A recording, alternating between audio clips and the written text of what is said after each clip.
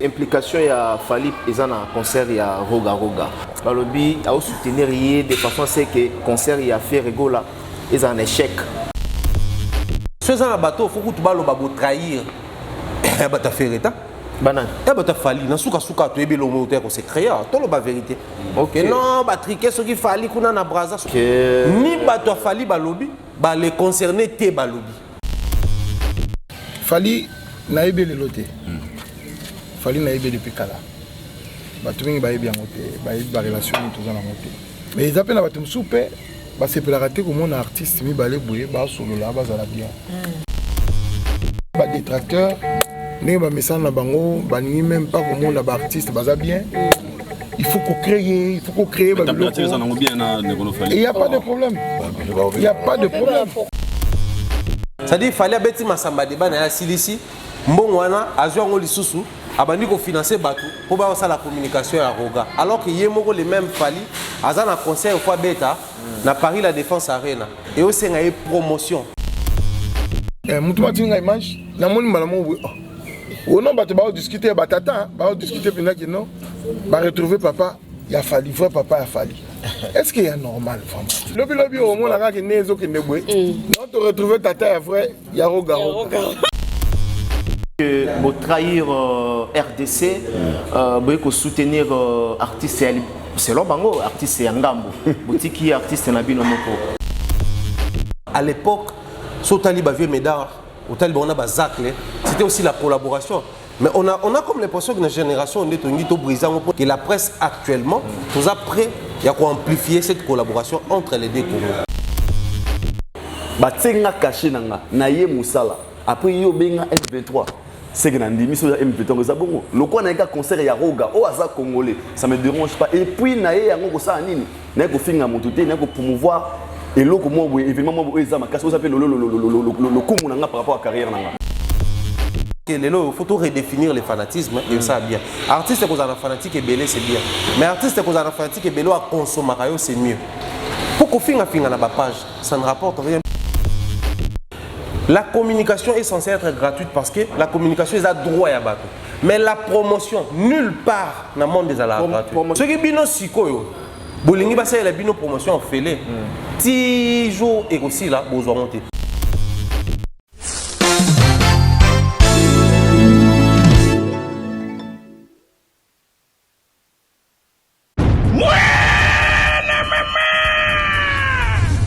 Fini le stress! Nakati ya États-Unis, restons chez Lisa Loboko pour nakolia biloko kitoko repas ya ban Afrika. Communauté congolaise, communauté africaine, et zalaba Spanish même américain, yaka o déguster foufou yaba congolais chez Lisa Loboko awa kaka na Champaign Urbana Illinois USA et sikawapi okokuta meni lokola ntaba motu ya ntaba batula dongo dongo nkoba ya komweta pilipili mpakasa na mosaka basambwisa yango na ngai tunanga nini musique douce okolia okomela kasi kobosana te karaoke détente peba activité ya ndenge na ndenge mamaliza mufinuku ya États-Unis apesi bilengi na kati ya Champagne awa yaka olia madesu batula mabumu ya ngombe ya sexy awa nde epai bilengi elali stress na États-Unis abu pia yakania oyoki omoni o comprendre simba kanga pe bombake adresse na biso ezali se moko 208 West Griggs Street Urbana Illinois 61 801 Lisa Loboko mufinuku ya États-Unis nzambe ya makusa.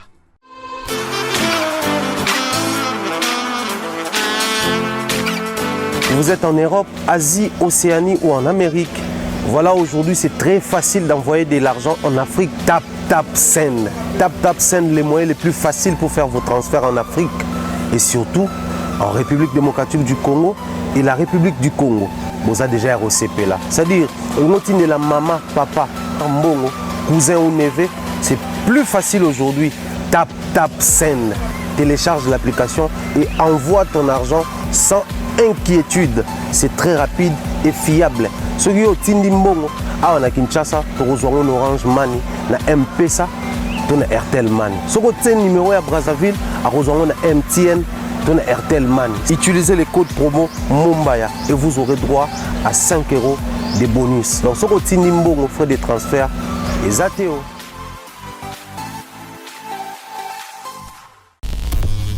Voilà, bonsoir mes fidèles, bienvenue sur nos antennes. Je pense que vous êtes en train de suivre cette émission avec beaucoup d'attention, mesdames et messieurs. Nous sommes plus précisément dans la ville de Brazzaville, tous en Kinshasa, tous en bel et bien la Katia Brazzaville.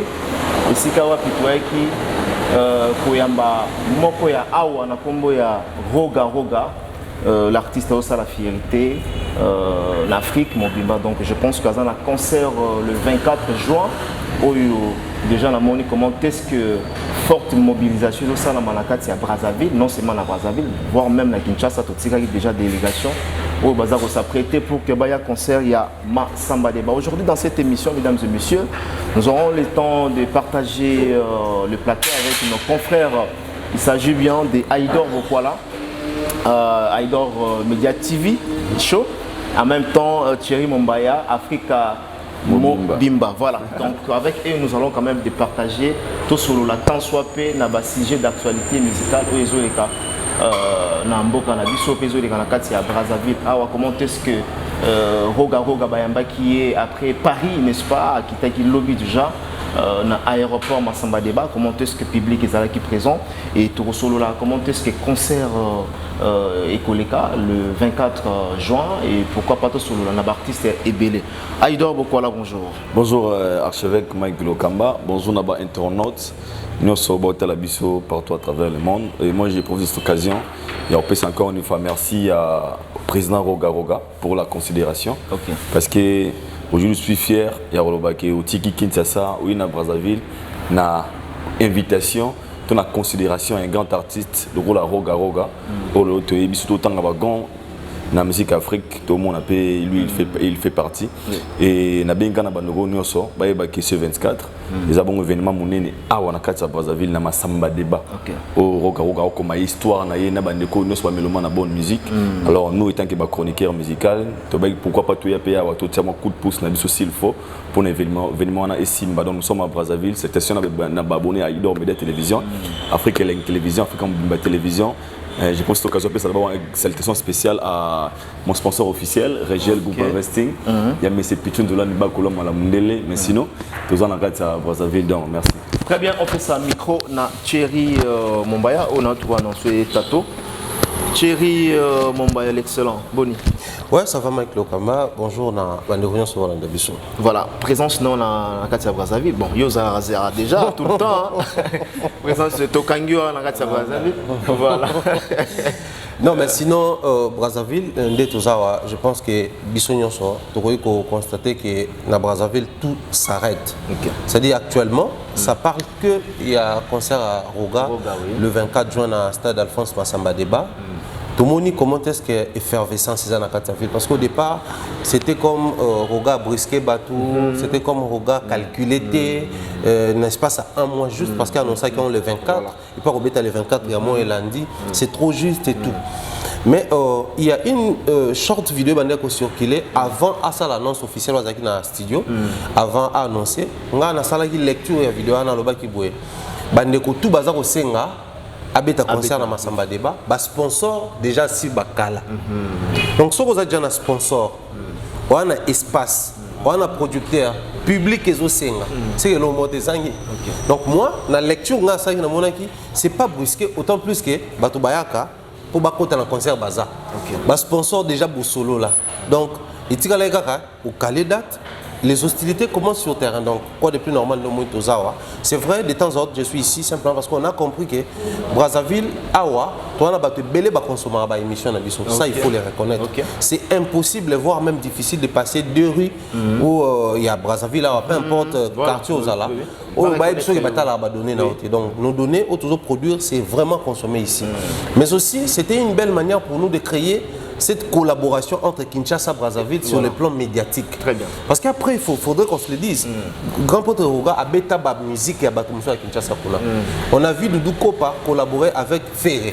Oui. Donc Kinshasa Brazzaville, Terre Sacrée, la chanson. On a vu plusieurs artistes Awa sur place. Recourir à Batakuna, de même Batakuna, surtout la jeune génération. On voit les Tidiane avec les Baguez Mawete, tout le monde a Baguez Fabulous, collaborer avec Batebele, Diesel Gucci, Azobi Moussana, Inosbi. Donc là, c'est que les deux Congos sur le plan musical, et Salama. À l'époque, sur Talib Vieux Médard, au Talib on a Zakle, c'était aussi la collaboration. Mais on a comme l'impression que notre génération, on est tout brisant, on a un événement, il y a TikTok. La polémique, TikTok, on entre les deux Congos à la sens. Donc, Bisso, toujours ça là, je suis très fier de faire partie de cette équipe qui accompagne l'artiste et musicien Roga pour prouver à la face du monde que la presse actuellement, nous a prêt à amplifier cette collaboration entre les deux Congos. Et pour nous, c'est une fierté. Voilà, toujours son anayo, Aïdor Bokwala,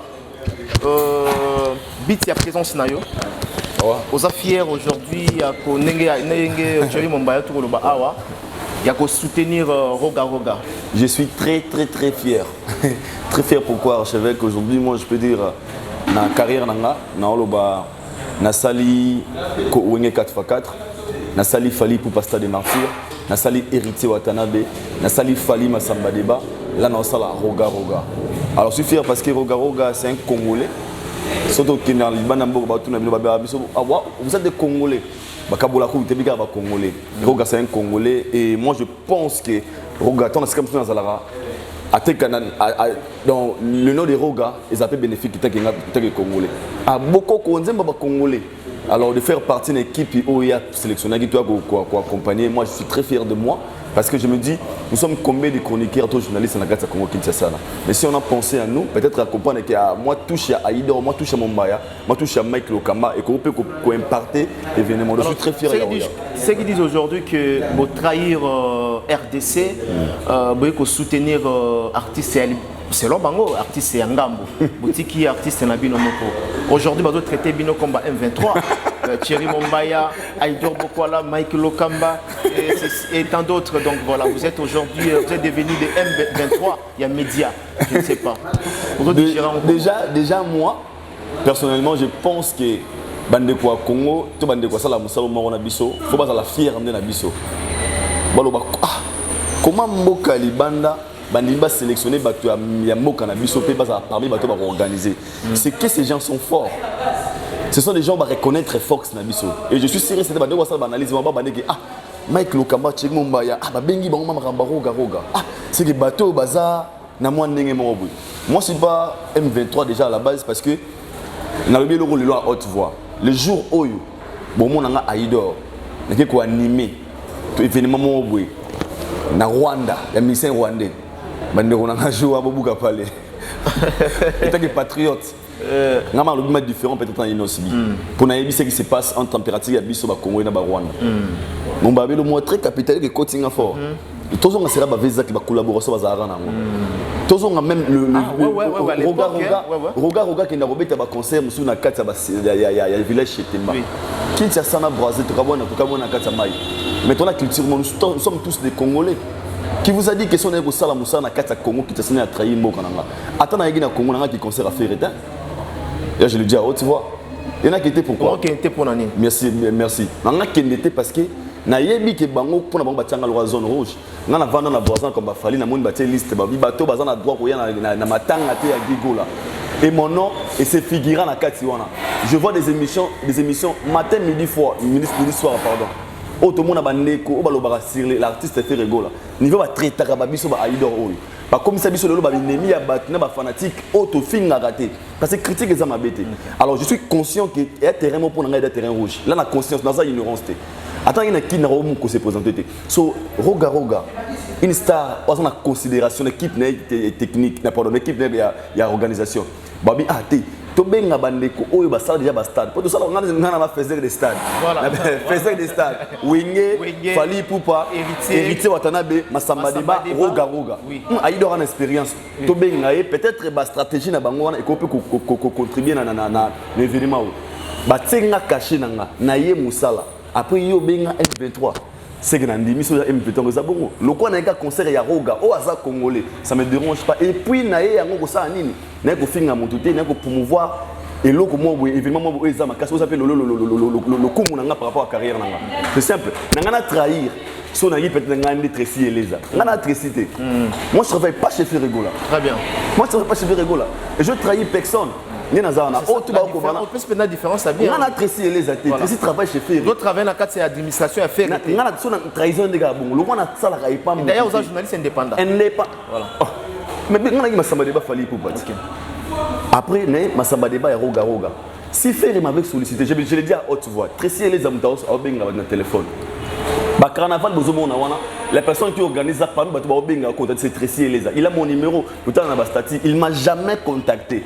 Il y a des abongos, un concert à faire, une publicité dans la chaîne Pétalama. Pourquoi il n'a pas fait ça? Parce que selon lui, il y a une zone rouge pendant. Alors moi je ne peux pas être là qu'il aura le 24 fait de go là, Badbaliate, Badbamelate. Non.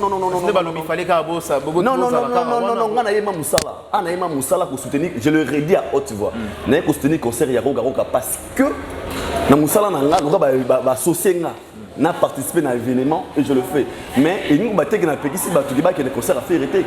Tala ba émission nga, je le dis à haute voix na ba faire a comme histoire na ba Gaulois, bande ko ke 24 o ba koka, ba okende. Kongo za monene en fait.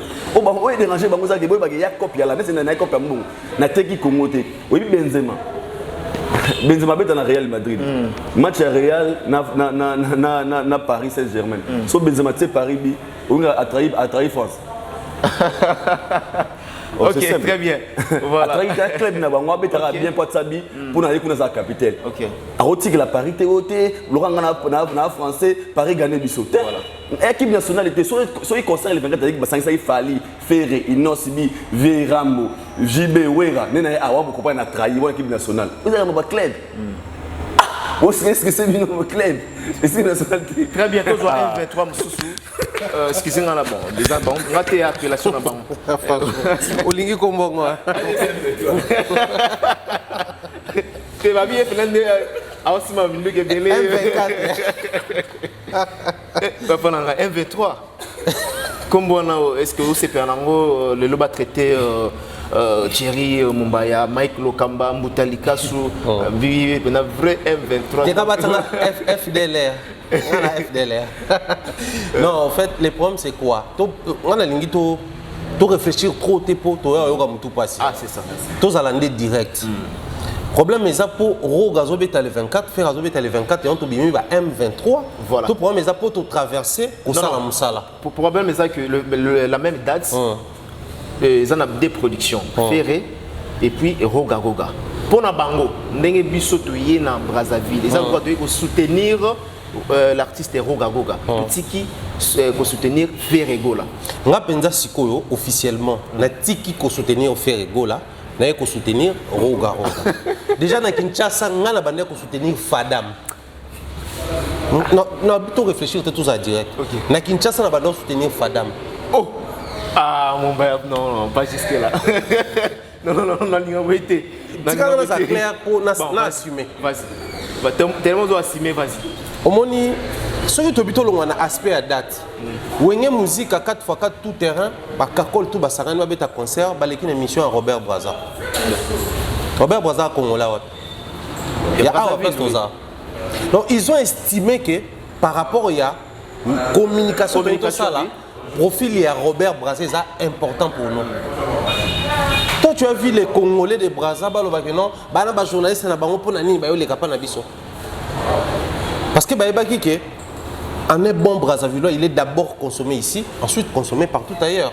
Tout ça qui a concert dans le stade des Martyrs, tout le monde fallait pour pas nabiso. Il y a un disque d'or nabiso. Mais pour pas présenter moi, bengi Claudicia. Voilà, très bien. Yo manaki ba kinois ba ça qui a un problème. Juliette Fivette. Fivette, oui. Et ça, le problème, t'es pas avec nous. Donc, c'est les vrais problèmes, tu vas dire que ça congolais. Moi, je suis musicien, je suis facilité mon boy. Tout ça là, Kinois, Barabien, Congolais, tout ça, il faudrait que les gens s'assument. Les problèmes, ils étaient pour Batoubaké, M23, mais c'est la réflexion et fanatique et artiste, ils en assez. J'ai dit tantôt ici, il y a un problème. Non, aucun problème. Bien, hein? Mais il y a un groupe de gens qui ne veulent pas réfléchir objectivement.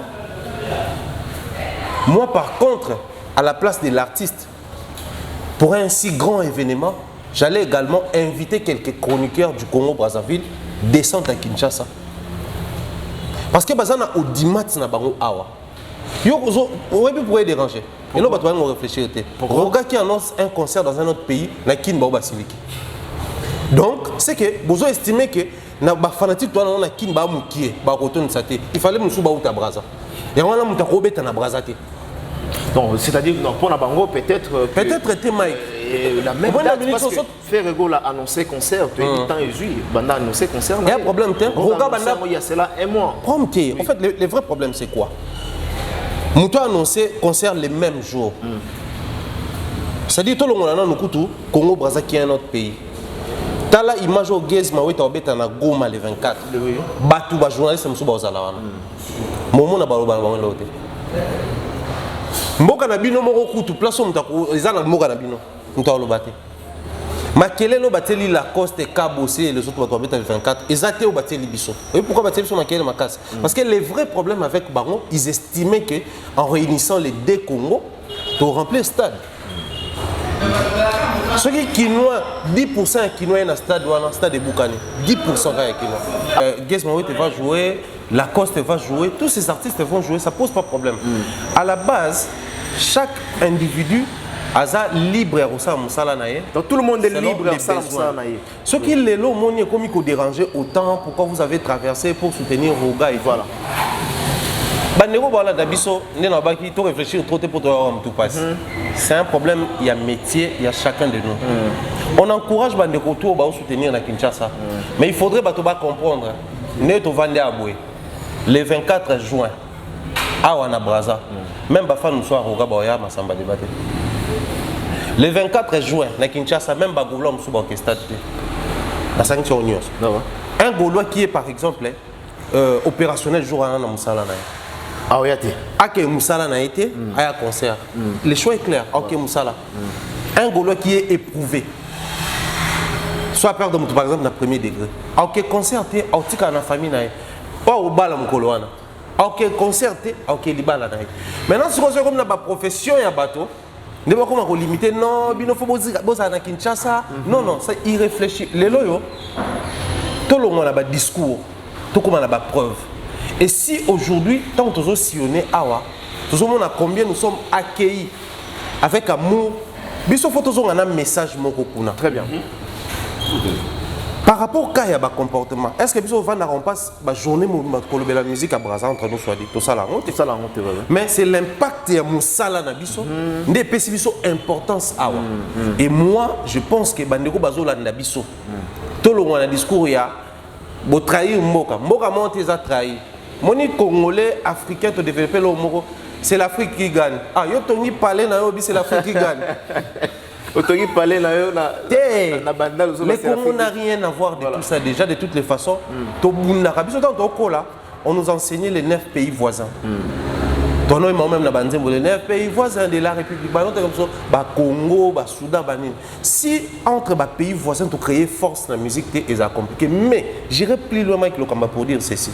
Le Congo Kinshasa et le Congo Brazza, tous les seuls exportateurs y a l'ingala. Dans plusieurs chansons. Mais so ya bandinga ils appellent beleti. Balari bazar, bani bazar. So kepe kuna, tous ça na baiko le beleti. Mais pourquoi tu pona lingala comme langue centrale na biso yemba?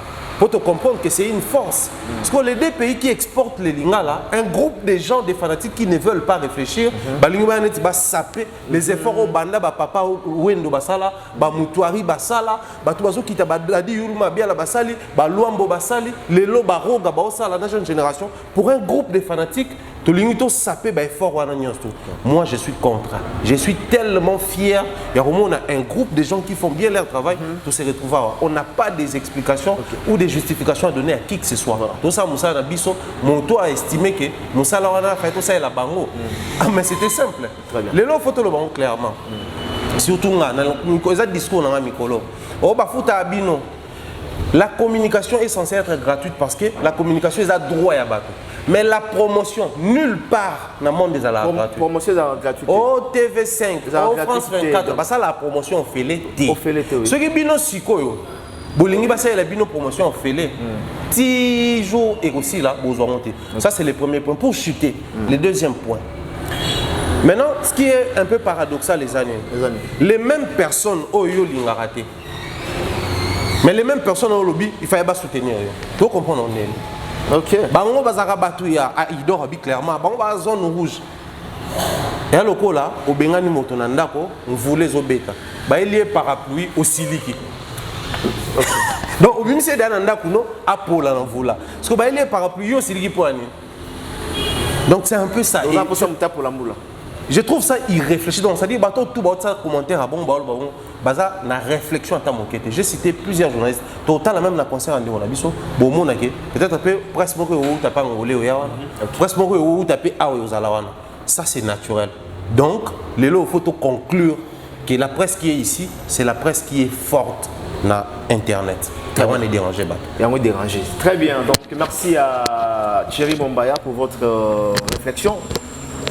Tout ça là, tout à l'heure, Aïdor Mokola, on doit plus justifier le qu'on a. Très important. Donc, on passe à autre chose. Parlons du concert des Roga Roga. D'abord son arrivée, ils avaient quitté le lobby dans l'aéroport Maya Maya. On trouvaille public n'engeni. Déjà, sincèrement, Roga Roga.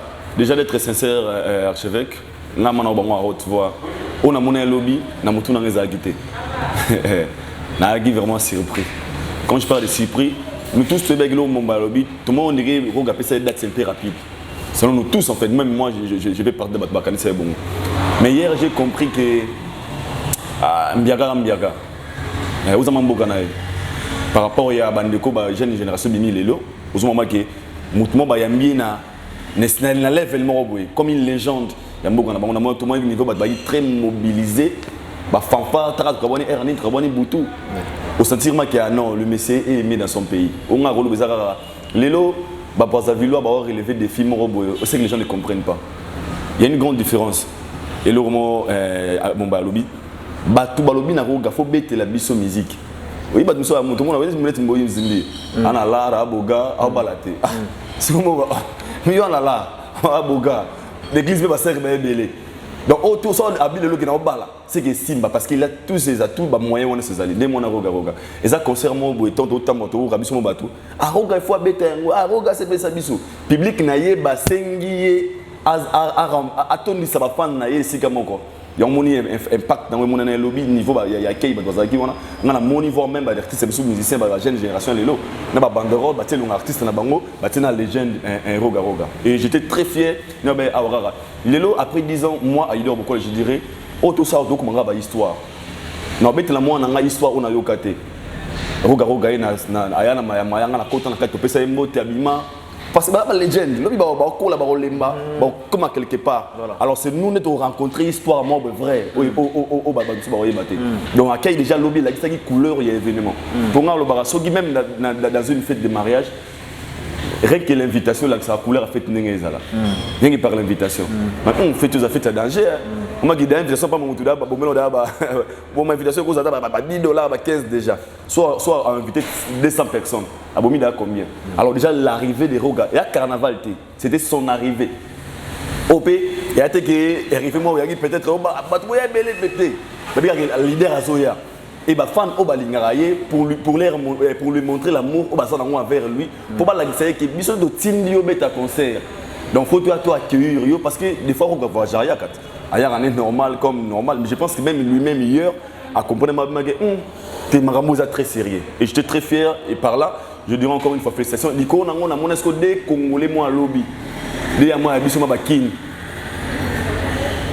Des yana abiso moi kin. Abi ngana ma fana roga na yaki pour na monaki événement il y a le carnaval mais carnaval c'est le carnaval ils subi le 23. Alors moi je pense que l'événement du 24 ils ont s'annoncer très bien. Ça promet déjà. Ça promet.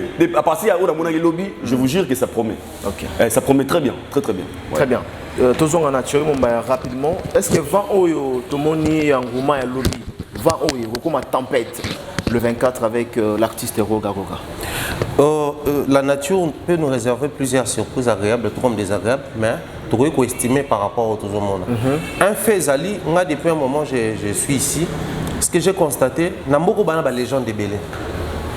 Bana légende, il y a musique, allez je dire Bazao, Bazé Belé ou Bazé musique Bazao. Mais Roga, c'est la légende, dans le roi volcan, volcan en activité, c'est-à-dire volcan et sa lave. Oui. Azad déjà légende. Asali ba preuve awa na sous-région na biso na Afrique abeti ba salle mythique libanda mais aussi tilelo so ba placer. Le calcul est simple. Le défi stade et yakiawa sous moto makas photo lo bango tango 4x4 beti kuna fali abeti kuna awa déjà ba komeka ko senga roga abeta masamba de ba et bandite tango fali abeti nde ba sengi et bandi na wenge 4x4 tango déjà ba stade zongo beta na Kinshasa awa pe ba lingi ba relever ba défi le Congo Brazzaville azana ba défi belé après na ba légende de belé mais aussi en termes de génération, c'est belé les lois, photo le baron. Bah on va avant pour bazar, jeune génération, bah et puis bah créer réseaux sociaux tout ça là. Mais ce poqueta là, au talipé consommation à Bokoko, au talipé à Bajan nous se comprendre que Joe a déjà légende, bazar légende en activité. C'est-à-dire le côté légendaire isa, mais Roga continue de produire.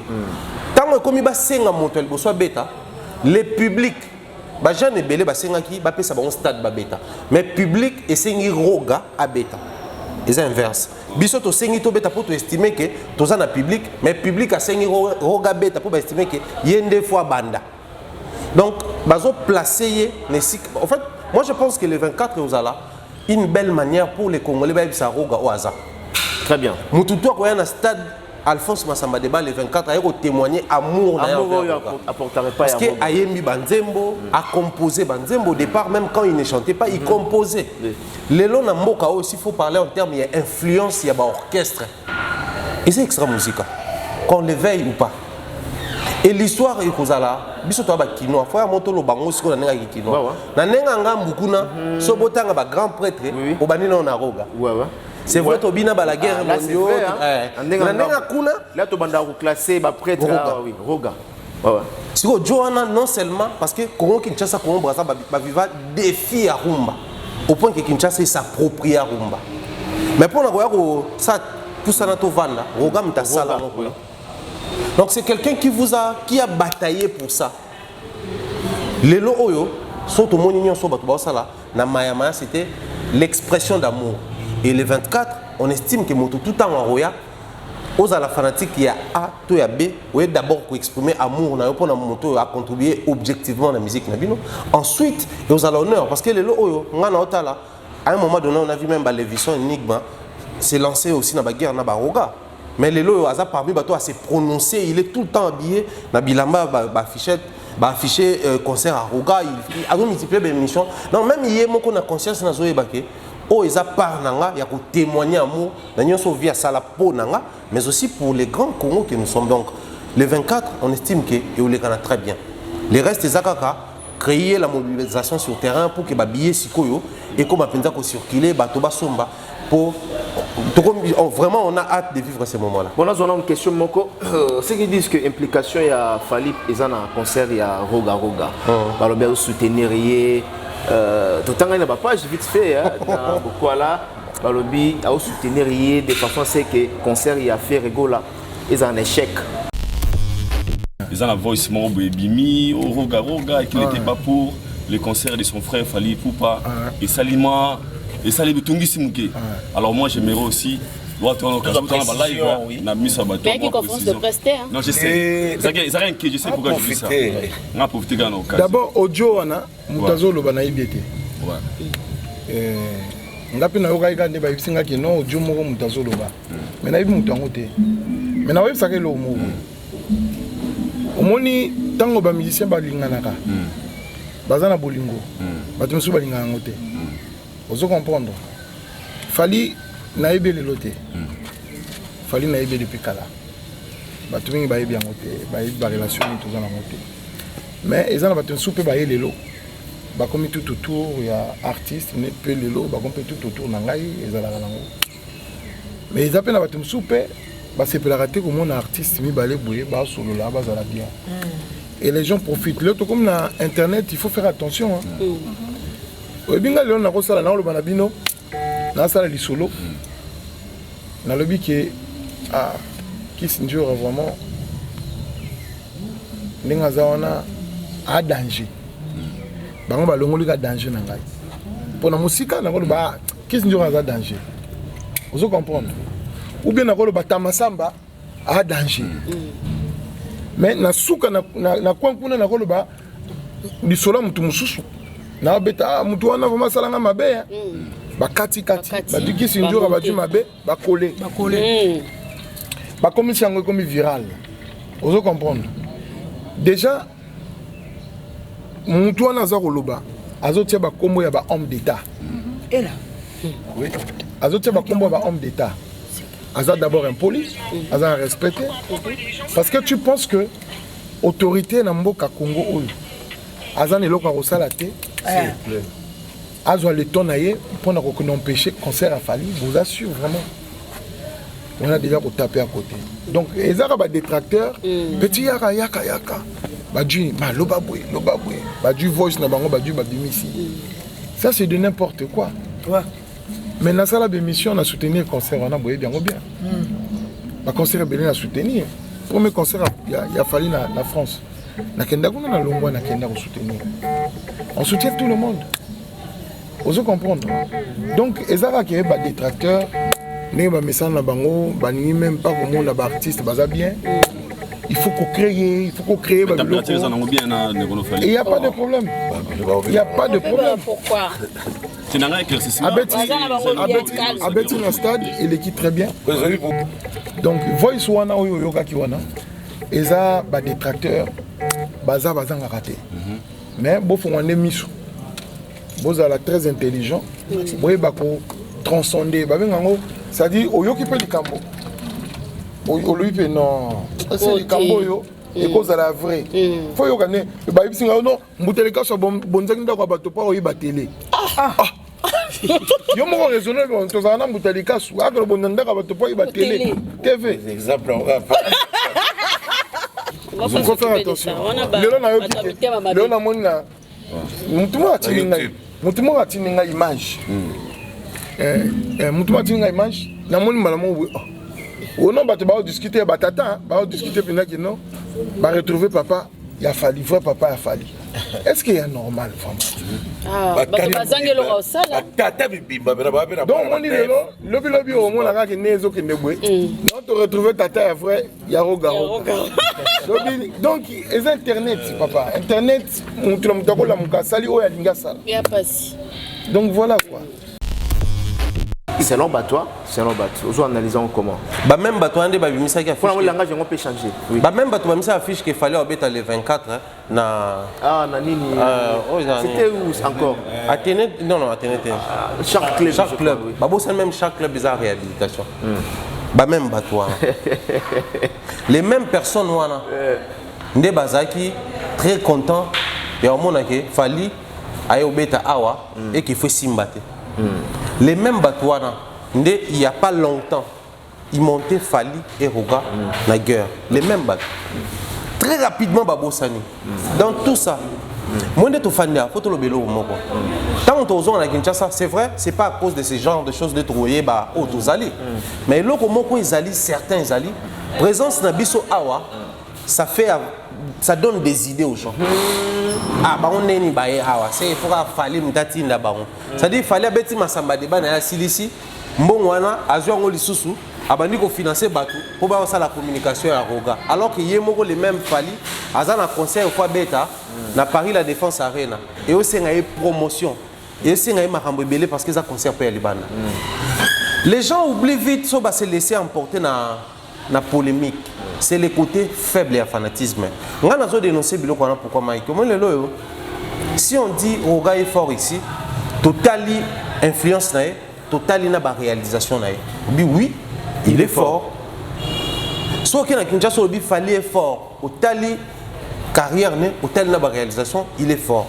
Mais la force d'un artiste est où tarawapi na ba consommateur na ye.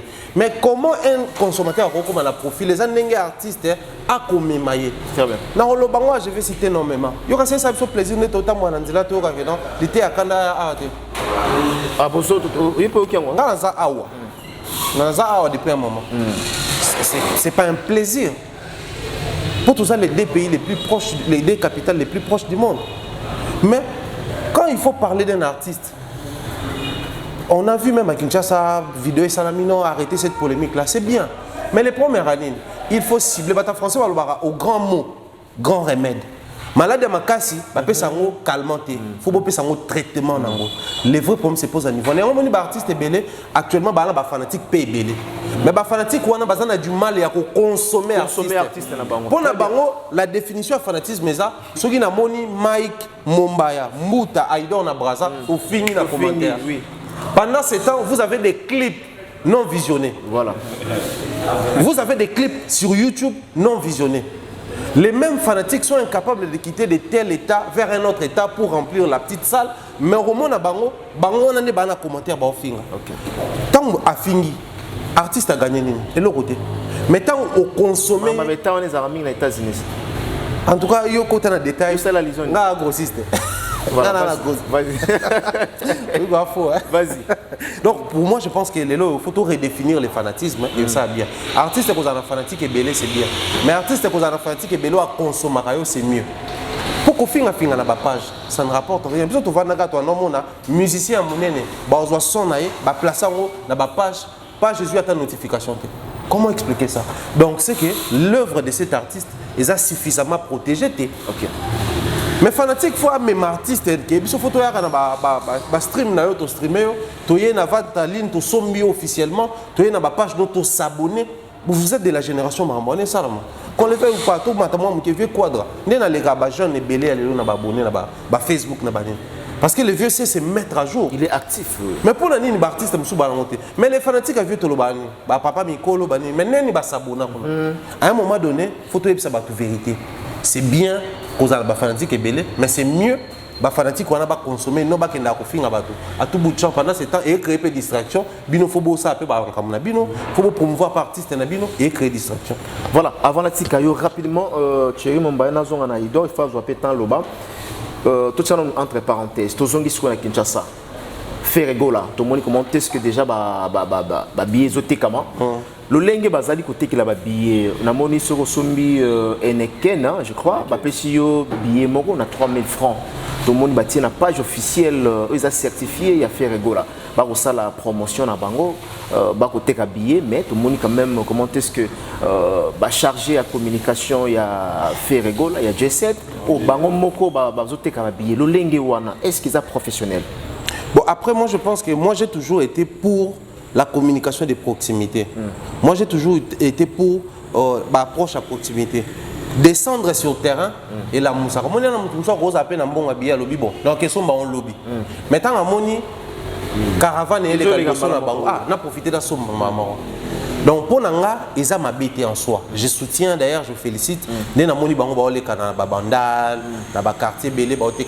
une très bonne chose. Mais aussi, au permettre de et la moussa terrain. Biso ton nom on a bar, mais à Moboué, na matete ton nom on a vu à matana vélo, aller quand va venir après ça bambo te sur week-end. Pour bien que tant bon vieux Rambo na temps ko komone. So bon ni na soir photo beta pito pas vieux Rambo. Pour les gars là va venir après biso bambo te bani. C'est vrai que muso bano bezara ki si ara pas séduire bateau. Mais après c'était approche et proximité, ayé pemen na bino. Donc et là ba ça là c'est une très bonne chose pour na image na bango. Seulement dans la vie même Nzambe alingara batuba basenga pardon te batuba comprendre te Nzambe alingara batuba se convertir. Quand se convertir les années renoncer ne loko bando sala au commune loko mususu. Nous étions tous connectés sur les réseaux tant au bateau mususu bané ko sala au sombi des bouteilles to pesi obwe qui insultait les mêmes personnes. Na ba émission ton nom na bango ils insultaient et comme il y a kokaba et comme il y a ofélé. La roue tourne et elle tournera toujours. Paf, tourne à Bango Eye. Bango peut bakomi siko. Bango les coups c'est la batouba na bar. Bango siko bakomo me la batuma sanga. Au PC. Na minute tolo baba sa livraison à domicile à babillet. Parce que tu tembe na pécho numéro au comeli bango au PC na adresse ba que le billet na ndako. Livraison à domicile il y a babillet. À manger comment? Il y a babillet. On n'a jamais vu la promotion à billet VIP dans le concert à Baton Sousse. Mais bango promotion à billet VIP ça. Ils sont mis bas carton. Pécho billet VIP. C'est un carton, oui. Bon, ça fait partie aussi de la promotion. Mais le problème, c'est quoi? Oui. Renoncer. Faut pas renoncer, non, nous n'avons pas. Le logo, c'est qui hier, donc le lot. Tant que ça, il ne faut pas renoncer, non, nous n'avons pas. Parce que première année, les lots, les artistes, même dans les réseaux sociaux, ils ont du mal à décoller pour année. Pour les gens qui sont comme 1 million d'abonnés, abonnés à la chaîne. Du coup, tout le monde, il y a s'abonner, mais maintenant, on ne peut pas même sous 5 personnes qui sont fan. Alors, les gens qui s'abonnent, tu as l'hôtel à l'actualité. 4 autres abonnés qui sont abonnés. Et ça, parmi les biloko, il faut pas y avoir la télévision. Que, ouais, en tout cas, tous d'accord, nous partageons la vie et le fait qu'il faut bosser marababier, bosser massara. Parce que maman massara, on a fait tout le bateau pour tout ça, la bonne promotion, c'est compliqué. La boisson, on a. L'agence ou la brasserie, bon, j'ai du mal à bien en brasserie parce que, à ce que je sache, brasserie, ça va ça la brassage à Massara. Oui. Bango va ça la Massara. Ah, Paul Montoisa, exportateur. Bango va importer à Massara, va marque moi Albana. Donc, à sa brasserie, à sa importateur. Si vous importateur, on a à sa seul importateur attitré à Massara. Toutes les boissons vont ça là. Sur côté d'un supermarché, qui nous coûte à battre carreau déjà. Parce que nous tous soit il y a un supermarché à Somi Massanga, vous payez billet à groupe, c'est des ordres. Donc, communication au PKK. Et est-ce qu'on a moins de manque nabiso et salement moana. Parce qu'on voit que awa et pesikanda. Manque nabiso. Yango salement moana. Pour biloko biso mtoye bien, on saute aux accords, on te ça va détail. Massanga oyo boroso, il faut veiller à ce que importateur dango ezala mututel. Kunande borozwa. Et puis importateur, on a été livré à la barre, donc à la barre.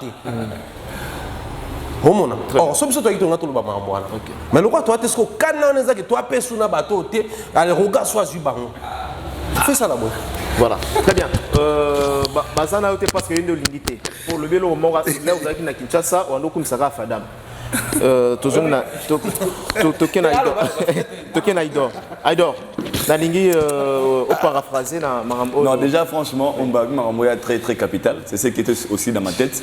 Premièrement, d'abord, il y a le Fali et pour la page et pour Bateau, Atindi Bateau. Déjà, nous, tout ça n'aura pas falité. Chaque fois, pourquoi tu vas rater? Hein? Oh! Moutaï ou ça là? Pourquoi tu vas rater? Fali, il est. Je n'ai abandonné. Pour nous, un salaire, tu n'as pas Fali. Fali, il est professionnel. Il y a un Fali, il a le rôle au Congo, il y a une richesse. Au Bisogi, mère Mob qui m'a dit à Tumoli Jumu sous les boulots, à Moni Colton, diamant, cuivre, à Osa dans 1000 ans. Mais là, là, parce que on a besoin de valeur, elle a une importance. Donc, produit, donc niveau à exploiter, on peut passer 20 millions à ébattre. Bani ba osana Colton, au diamant, cuivre, mais là, là.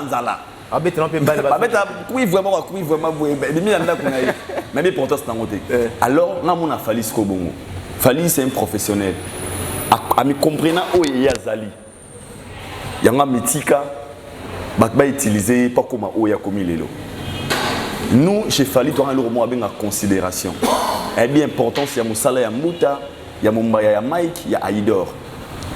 Nous avons un concert dans ma samba débat. Nous avons un peu de l'euro, pour Nada Fali. Mais le Bela Mike, il y a Mumbaya, il y a Aïdor, il y a Mouta. Et qu'on peut imparter, moi, 10 personnes, il y a un concert. Je vais retenir. Tant qu'il y a une activité Fali, c'est parce qu'il a compris. Comme il est professionnel, il y a un fonctionnaire. Parce que si il y a une question, le mot très important. Il fallait un concert le 25 novembre à You Arena. Concert historique. Oh, l'élo attire l'énergie n'est belé sur ça. Après, il y a $1000, Mouta, $2000, $1000, Mike, $1000. Un beau cas, vous avez tellement comme ça, pour tout balala. Pour quel intérêt? Si on a réfléchi aujourd'hui, comment on peut réfléchir de la sorte? Pensez-vous que ce qu'il est fali à lobby à sa poids et pas roga roga, il faut abandonner toi vie à faire et toi à monter. Là, on aura sur le plan comme ça. C'est simple. Il fallait gagner le disque de platine, disque d'or, personne n'avait posté ça. Il a aussi les droits, il y a ça. Poids na moto, il y a l'ingé ça.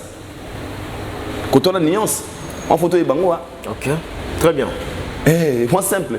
On a mon aussi bien posté concert à Celo Scram. Il y a Nino. Il y a Imika. On a fait rigoler à concert à Celo Scram, il y a Imika. Pendant qu'il fallait avoir un grand événement. Le stade de Martyrs. Le stade de Martyrs. Pourquoi votre boss on tout facile? Pourquoi? On appelle trahison tout le bas ou comment? C'est qu'il y a trahison, M23. Il y a M23. Il y a des choses pourtant qui ne parlent pas pour appeler ça mon force. Alors nous ne sommes pas venus ici dans le compte à Fali. Là je te dis pour répondre à la question. Parce qu'on était sollicité. Dans le projet Mounene à Roga Roga, il nous a appelé pour preuve de mon histoire banale, ça est belé petit. Mon longnanga, mon valide, mon alexita. Mon peut-être Baboy qui trahit Mboka peut-être. Il a sali choix na abi Momba Yazala, Mike Zala, Muta, Master Kudu ya palais. Toye ko sala musala na biso et puis on va rentrer. Alors pour ceux dont qui pensent que tu es awa pour na maramona, bobo sa chikona ozwa. Pour na nyonga ba chikona ozwa wana. Puis moi na zotanga. Chikona ozwa ki. Moi na bazoka na tête. Chikona ozwa ki wana. Ya chikon au grand prêtre Roga Roga na pesaki. Donc ça n'a rien à voir na maramba di kabotika fali pour pas ça maramna. So qui maramba fali yé, bon mon ande ba contact rabiso to kenaga pe ko tsaba énergie parce que à comprendre force ya média. Personne nous a appelé na bané sur le registre que là mutumo ta bengi aidor les abongo faire un concert pour ça la boye boye. Mon ba lobby. La promo même Félix Ozé ko bengi, même la Costa bengité jusque là. La promotion c'est pas gratuit, c'est que mon ba vient de dire. La promotion c'est pas gratuit, à sa promotion, il faut foutre là. Alors pour ceux qui pensent que tu es à Wapona Fali, bolon abino le roi, tu es à Pona Fali, tu es à Maramaroga, Roga, tant de zonga, tout ça, Moussa Msonengezala, comme d'habitude. Après, monsieur la Guinée, Nigodo. Mombaya, intervention, mon robot très bien, passe dans le micro. Nazongi la tiré Momba parce que vous avez la même considération, considération. Mais à un moment donné, Mombaya Thierry a été considéré chez Ferregola. Tout le monde a commenté ce que Babengaye n'a pas plusieurs invitations. Tout le monde a aussi oublié à tout le monde. Par exemple, on appelle ça exemple, conférence de presse Moko, où vous allez contacter, mais tout le monde a Thierry Mombaya a contacté.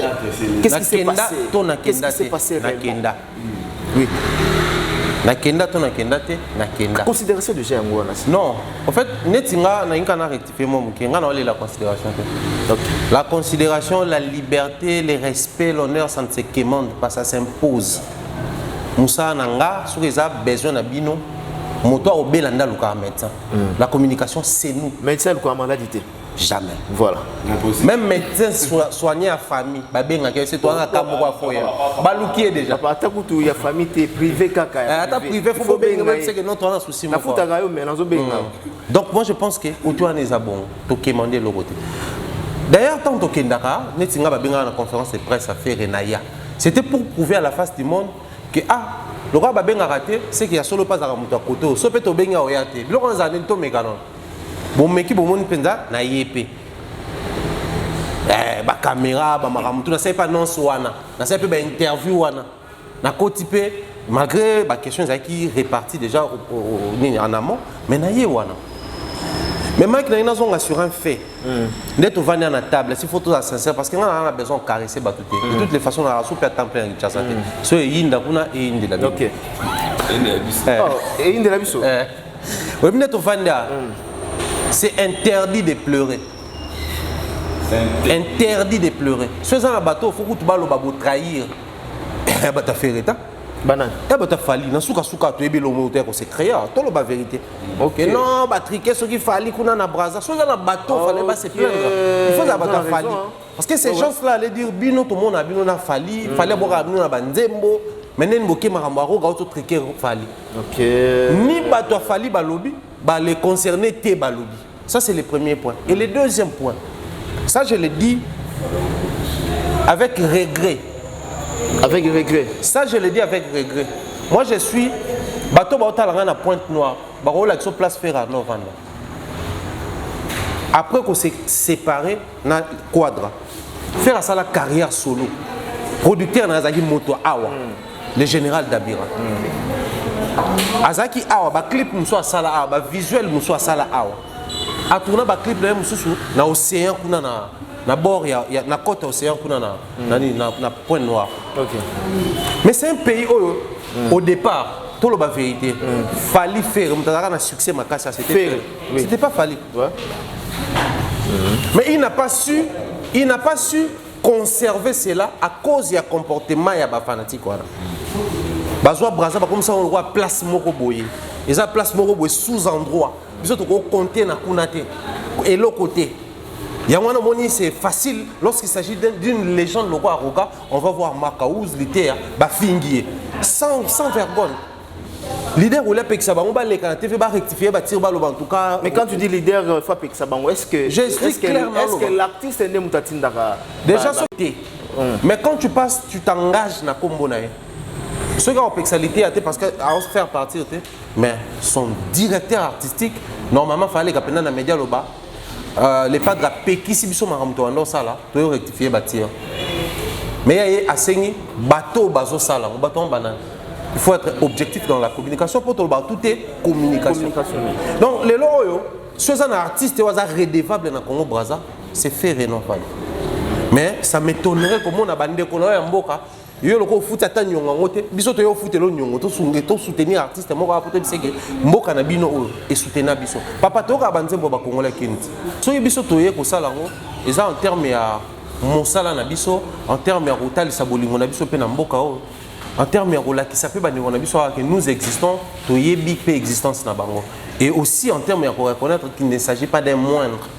Roga a lampadaire. Lampadaire, c'est un window batan à côté. Window batan à l'opang côté. Window epela na balabala. Où éclairaka, nzela espace à monnaie. Roga yoana a babinga lampadaire. Alors, accompagner un tel artiste. Oui, niveau n'est placé du la même fierté on surtout accompagner Fali, surtout accompagner Quadra, surtout accompagner Wata. C'est la même fierté toi on est toujours accompagner Roga. Et puis Roga bilo mususu moi pour le bapera moi qui vite fait qui kinoa pe kaka. Qui kinoa ngana za au taliba réalisation Ibrox. Au structure, au monipé, au voilà. John, regardez voilà, en termes de revenus, en termes de structuration, par exemple, moto, non seulement succès, mais tongi, bon finir na rotongate, bon finir na musique. Donc pour nous c'est une fierté, on n'a aucune explication à fournir. Voilà et après ça point de vue rapidement, il y a concert, il y a Ferregola dans les États-Unis. Voilà, bon, le temps peut signaler Bisso vraiment, nous sommes obligés parce que nous sommes l'élo, vraiment l'élo. Après l'émission, le temps va signaler Bisso, ceux qui va accepter combien de minutes. La ligne rapidement, on peut sa point de vue dans un concert, il y a fait rigoler l'équipe aux États-Unis. Bon, après, et puis, ça voyage là-bas, on sait pas, non, c'est une très bonne chose. Il fallait qu'il attende un pays d'Afrique, même Afrique du Sud. Bon, après, moi je pense que tu voyages, tu voyages. Tu as vu que visa à la peine validité. Bah, on peut faire un visa 1 mois, visa 2 mois. Yo, là-bas, aux Zélanda, nous avons concerne ici là. Pas visa n'est expiré. Mais ça fait des moments où l'artiste a été aux États-Unis. Donc au Kenya, musicien, c'est une très bonne chose et une très bonne expérience pour Naye, que moi je souhaite en tout cas plein succès Naye. Seulement concert, on a les les mingité parce que actualité, il y a Stade des Martyrs, ils ont dominé l'actualité Moussoussou. Alors, quand on a un concert, moi je avant Stade des Martyrs, il y a une même communication. Parce que la communication est plus concentrée dans le stade de la preuve. Même si on a aux États-Unis, on a communiqué sur le stade des Martyrs. Donc, ils ont un concert à Québec pour avoir visa, pour il fallait bêter main, mais il est là très bien. Voilà. Ouais, on signale déjà photo. Déjà, 2 minutes, 3 minutes, c'est bon. Continuer à bien c'est bon.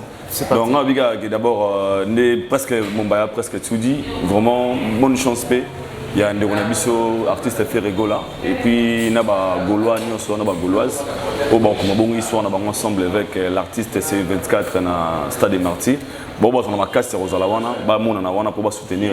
Et puis pour la promotion, j'encourage Bandeko Bazobé là pour la mona qui n'est déjà dans le microphone. Ça s'appelle la marque ma billet 2000, billet 3000. Vous êtes déjà bien. Au sein de l'émission, on a terrain peu. Nani jeune à Pembiana, dans le microphone, au bel la macasse. Billet 2000, billet 2000. Et ça qui fait bien, c'est comme ça. D'autre part, à part aux autres, on prendre il fallait quand même diffuser dans la page, peut-être, il y a des fans. Le courage de descendre sur le terrain. Au moins, les lots, on a l'émission à Kenny Piana. Tout ça, on a un série, on a Banjili. On a un commentaire de l'émission Bandegouana. Sans esprit, journaliste, vous avez habillé dans le terrain, ce qu'on a dit, ils ont fait un microphone. Et la motivation, parce qu'après l'émission, pour moi, ça va Nestlé Congo. 5 ans, on a dit copie, on a produit mobile, on a tressé les félicitations. Aux autres, la promotion, il mobile, il faut bien pour motiver. Ils ont bon, ça a 5 ans, on a Nestlé. Oh, on a choisi, comme si c'était bête, pourquoi tu vas y avoir besoin de maman, bonjour. C'est parce que Babini c'est mon père leader. Très bien. Merci beaucoup. Nous sommes à Kini. Nous sommes à Kini. On a lancé na batonio so. Ba bureau à faire rigola. Il y a Didier Lacoste, Oazé quoi. Donc Kinshasa. On a contrat le 24 na Roga. Mais ba date au bazan ba date pour être na stade où il y a peut-être les colos le 24. Bon so stade so bien avant pour toi ami solliciter trop.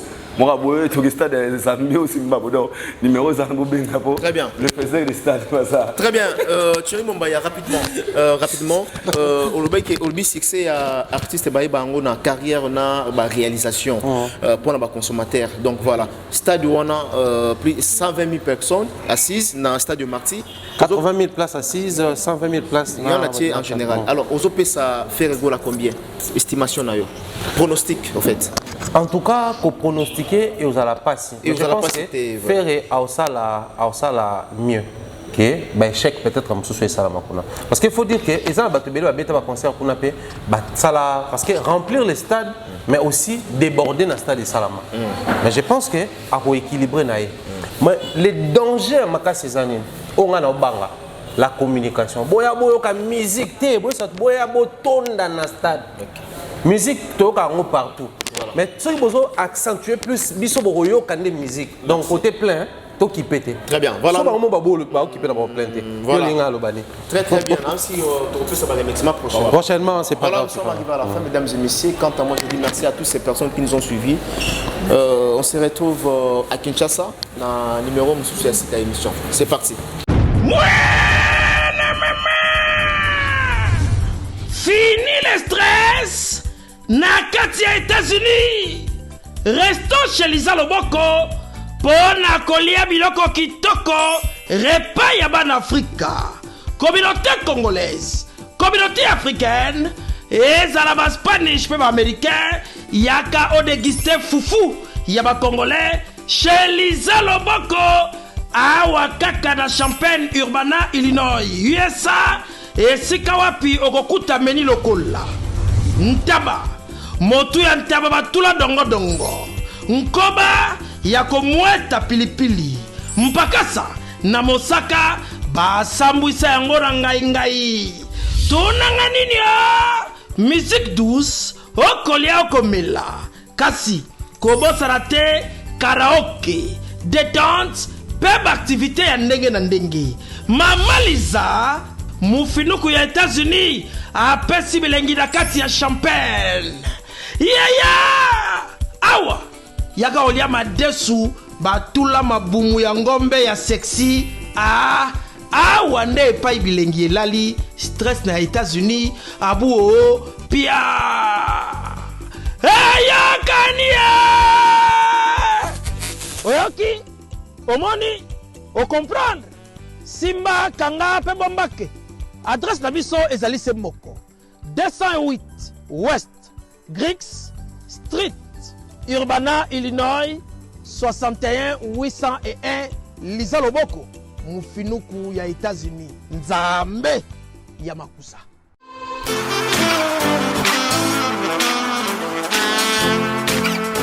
Vous êtes en Europe, Asie, Océanie ou en Amérique. Voilà, aujourd'hui, c'est très facile d'envoyer de l'argent en Afrique. Tap Send. Tap Send, les moyens les plus faciles pour faire vos transferts en Afrique. Et surtout, en République démocratique du Congo et la République du Congo. Vous avez déjà ROCP là. C'est-à-dire, de la maman, papa, mbongo, cousin ou neveu, c'est plus facile aujourd'hui. Tap Send.